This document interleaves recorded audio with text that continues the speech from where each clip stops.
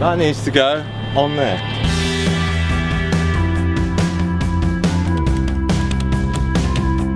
We just had a call from a member of the public who thinks there's a Canada goose stuck on a pond over in Newell. Let's go and have a look. Well, I'm worn out before we get in the water. We've now got a row over there, and the Canada goose somehow has got under the bridge and stuck in wire. And above it there's 2 swans nesting, so it could be interesting.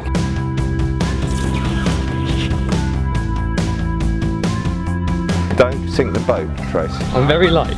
Right, give us a shove. Now these swans, and just so you know, aren't going to be terribly happy with us going so close to their nest.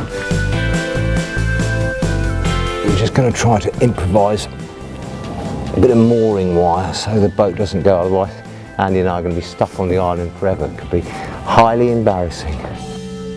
I'm not too convinced about that plank, Andy, to be honest. Does it feel reasonably sturdy? If I had to do a shuffle, it shouldn't be too much weight at once. Remember, I'm heavier than you, which is beginning to cause me a bit of concern. The wood held Andy, but he's a bit lighter than me, and I really don't want that boat to float off. I can just see this all going so wrong.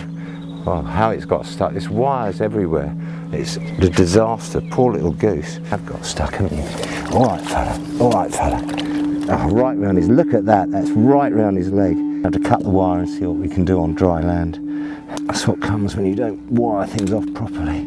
Ow, don't peck. That's not very friendly, is it? Pecking me when I'm trying to save you. Up you go. There we are. You are a mess, aren't you, fella? It's wrapped from his leg, right round his neck, down the other side. It's just everywhere. I don't know how he's done it.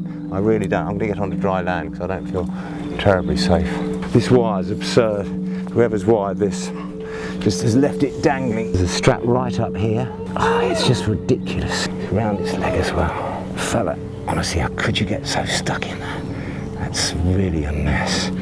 So sharp and so tough, this wire.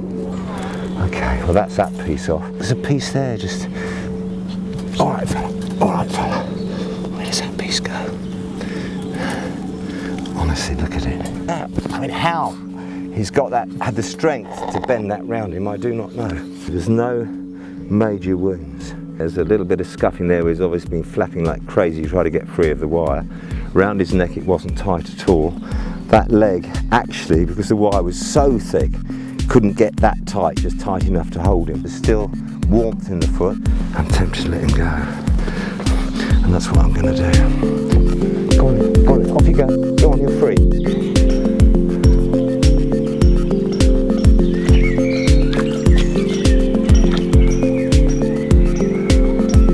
Look at that. That's sort of saying thank you. He got up, flapped his wings and shot off. I'm going to cut some of this wire because this is just insanity, to be honest, having all this loose wire everywhere. It's just crazy. Well, this is a great little island for wildlife. There's swan eggs here, there's goose eggs over in the corner, there's a muscovy duck sitting on eggs in there. It's beautiful, but this wire could have really killed every single animal on here, to be honest. If I fall in the water, I shall not be happy after doing my good deed of the day. Now, please don't give up, scaffold planks. So far we haven't got wet, but it could be famous last words. Well, not only have we saved one life, but I think we've probably saved the lives of at least a couple of swans as well, because they would have bound to get stuck in it, and that would have been worse than tragic. You got very stuck, haven't you? Please don't bite me, because it'll hurt. Well, little one, just one cut and a lot of bending, and you're free.